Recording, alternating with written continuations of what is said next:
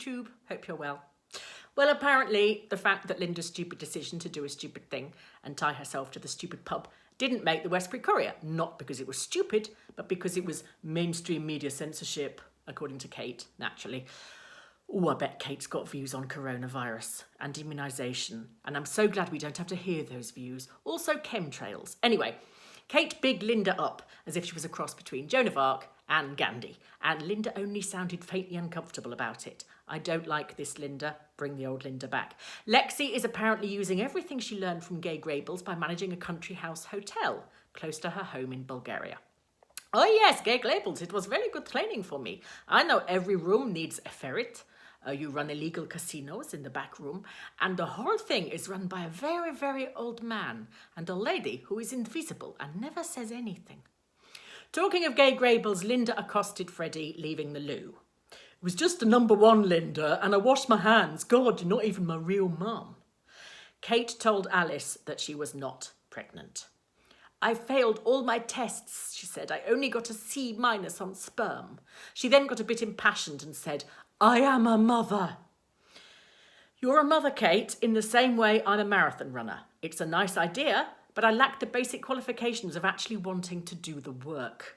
Oh, babies, she said, I love that time so much when they think you're infallible and they're entirely under your control, before they start arguing back and they can see your faults. Then the only thing you can do is take a deep breath, smile, and leave the country. Johnny has decided he isn't going to take any more hair drugs. He's going to get hair plug implants. He's going to ask Freddie to get the sweepings from the stables and stick them on his head with Copytex. If they get in his eyes, Shula can plait them with dressage ribbon. Freddie said that was a waste of time and all he needed to do was go to the barber's and ask for a number 2, but only if they've got a decent bathroom. Freddie is going to move in with Johnny and Hannah. Lordy. It'll be like Man About the House, but with Hannah as Richard O'Sullivan. She'll be popping in and out of people's rooms in a half-open dressing gown.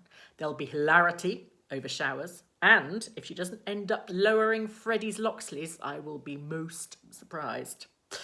Roman, the actor, is going through a dry patch, which is a nice change for him, as Tracy normally makes him sleep in the wet one.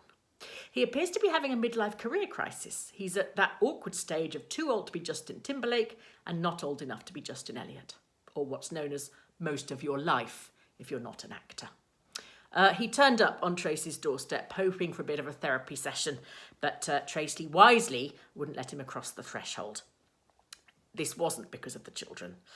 It was because she'd been depilating her legs while she watched Holmes Under the Hammer, and the sitting room looked like there'd been a Yeti on the sofa. She diverted him to the pub. Look, she said, nudging him as Adam and Ian wandered past. That's our local gay couple. We had a lesbian too, but someone left the gate open and she wandered off. She's microchipped though, so we're hoping someone might bring her back. Edgeley don't have a gay couple, but they have identical twins, and little Croxty's got a man who's got a nose pierced. We had a flattened peacock too. Shame you weren't here last month to see that. Tracy then fell victim to whatever it is in the water in Ambridge that makes perfectly sane people turn to Helen Archer for advice. It's like asking Katie Price for etiquette lessons. Anyway, she was worried about Brad and Chelsea meeting Roman, as they'd apparently quite liked her previous relationship, who was a limo driver she'd met on a friend's hen do. Well, I say relationship. She got her bride squad bustier trapped in his tinted window and had to jog alongside him as he went across the bypass. But for Tracy, that practically counts as a life partner.